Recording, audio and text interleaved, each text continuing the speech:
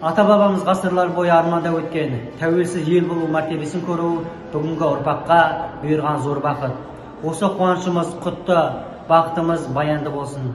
Жаңа ғасырда қайта түлеген, жарасып түрленген еліміздің тәуелсіздігі тұғыры болсын.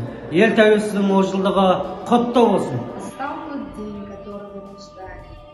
Восстало солнце праздничного дня. О независимость, о Родина моя. Так каждый казахстанец сегодня гордится своей независимостью. За 30 лет мы добились многого. И дай Бог, чтобы в будущем нас ждал светлое будущее.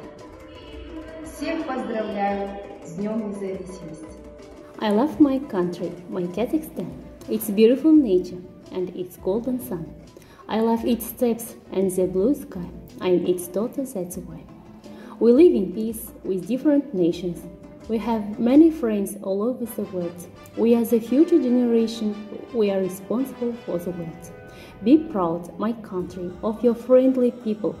Live in peace forever with your friends. May there always be in the sky your eagle.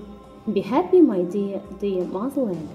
Қазақстан Республикасының тәуелсіздік 30 жылдық мерекесі осы челленджді нөмірі 204-ші, нөмірі 165-ші мектепке жолдаймыз.